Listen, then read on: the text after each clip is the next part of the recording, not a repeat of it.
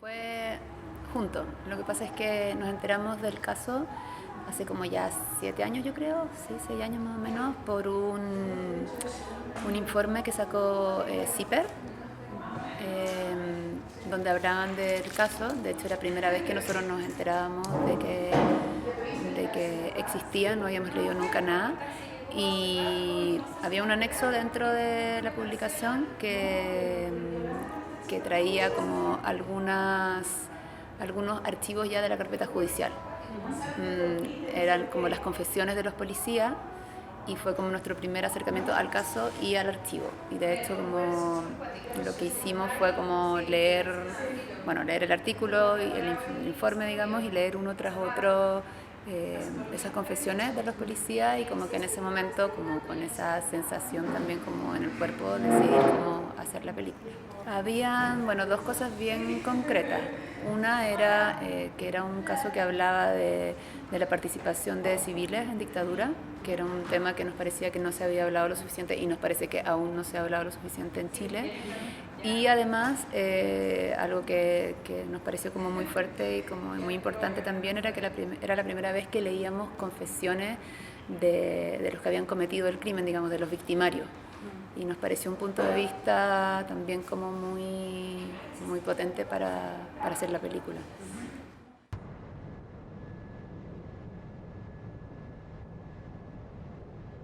No, fue un tiempo largo como de investigación, hasta que finalmente logramos contactar con los familiares,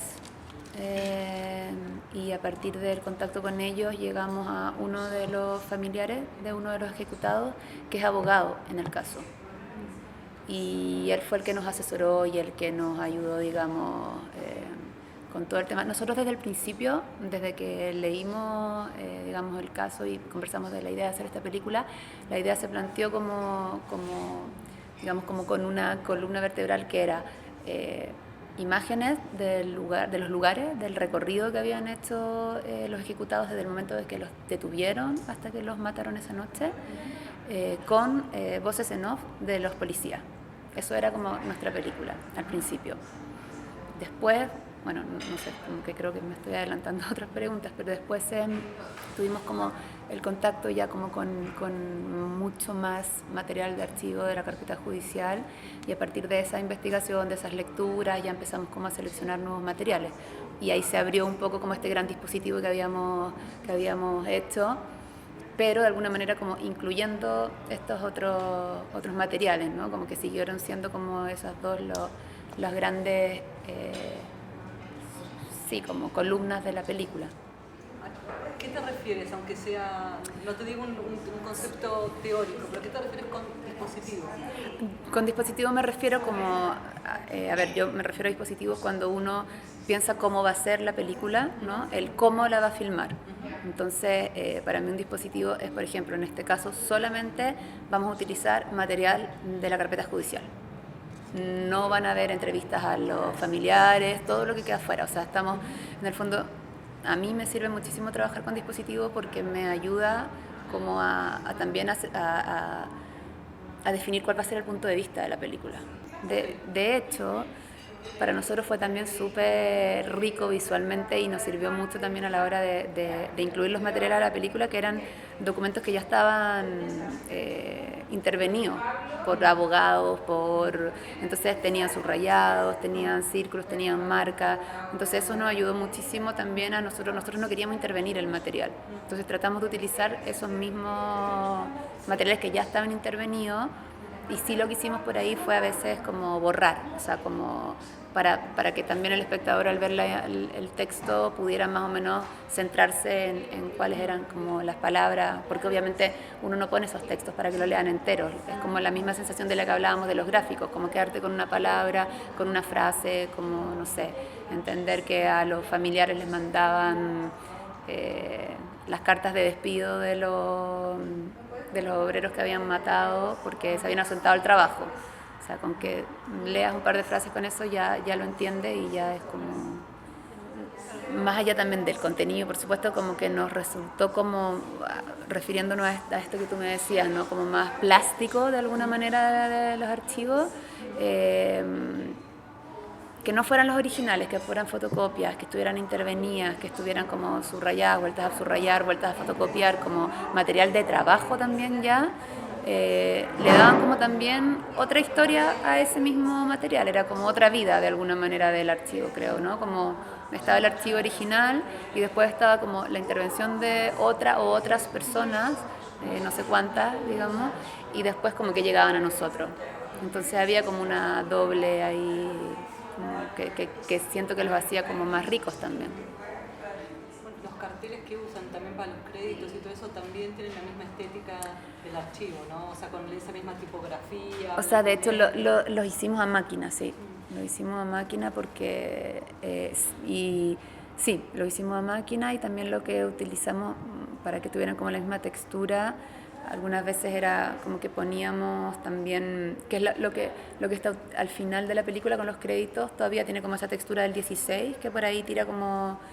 Eso también está como puesto para que en el fondo siga como... Obviamente esos créditos no están hechos en 16 milímetros, pero para que se mantuviera como esa textura, sí. Como volviendo un poco a la primera pregunta que me hiciste, en el uso del 16 milímetros hay también como una especie como de acto de resistencia, si se quiere, como pensando como en el concepto de obsolescencia de los materiales y de la temática. O sea, no sé, acá en Chile, ¿cuántas veces hemos escuchado que no queremos seguir hablando de lo que pasó en el 73, no queremos seguir escuchando sobre los desaparecidos, los ejecutados, no sé qué? De alguna manera sentimos como que es un acto como de resistencia y estamos convencidos de que la memoria histórica se tiene que mantener y tenemos que ser nosotros los encargados de que eso ocurra, nosotros digo en general. Y el 16 milímetros tiene que ver con eso también, o sea, es como de alguna manera como volver como a ese origen, como te decía, por todo, por la metodología que nos obliga a tener a la hora de filmar, porque sí, efectivamente creemos que una imagen fílmica es distinta que una digital, o que una digital intervenía para que parezca, nos parece que tiene como una reducción en una parte o sea, como que tienes que trabajar mucho, mucho, mucho antes de llegar al rodaje para tener como las cosas mucho más claras y poder usar bien el material y todo, pero cuando llegas al rodaje llegas como con las cosas mucho más claras, no sé cómo explicarlo bien en realidad. Mi nombre es Erna Angélica Orellana Moya y voy a leer el informe Exhumación Fundo San Juan. Lo que hicimos fue armar una especie como de estudio en la casa de uno de los... Porque bueno, finalmente fueron todos amigos de los familiares los que nos ayudaron. Entonces había una pareja que nos ayudó muchísimo, que ella es la que lee los textos de las exhumaciones y él también lee otro de las confesiones. Y en la casa de ellos armamos como... O sea, llevábamos allá a la gente a... Pero era así como, bueno, técnicamente muy complicado porque era como que cantaba el gallo, esperábamos a la noche y en la noche pasaban los camiones, era como súper, súper difícil, pero sobre todo emotivamente era súper pesado porque era como, no sé, yo ya los testimonios me los sabía de memoria, pero cada vez que los escuchas es como te vuelven a tocar, entonces... Y decir, bueno, puedes repetir esto, ¿no? Como ir como también guiando a la gente, también era un poco... Pero siempre para nosotros era súper importante que quedara explicitado como este ejercicio de lectura, o sea, como por eso le pedimos a toda la gente que dijera su nombre al principio y lo incluimos en la película, como que quedara claro quién era el que leía cada uno de los testimonios, de las confesiones. Y para nosotros también era súper importante porque en un momento surgió como la idea de que no, pero mejor que sean actores o otra gente, no sé qué, no sé cuánto, y claro, y al final como que dijimos no, o sea, nosotros queremos que sea gente de allá, da igual si lo hacen mejor, si lo hacen peor, o sea, lo importante es que que haya también como un ejercicio como de revisitar ese pasado desde esta lectura, ¿no? Y que eso quede explícito en la película.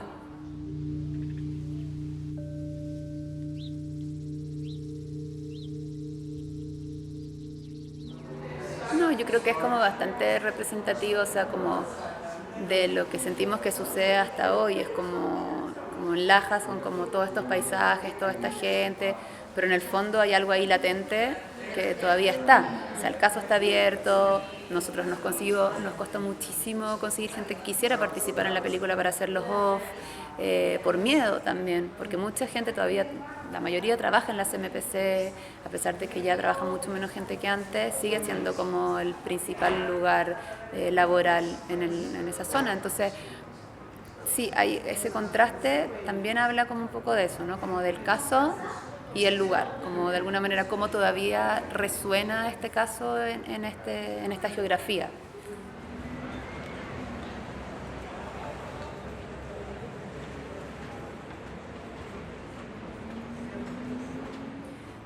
Yo siento que fueron, o sea, como que en el camino nos dimos cuenta de eso, no fue como a priori una decisión.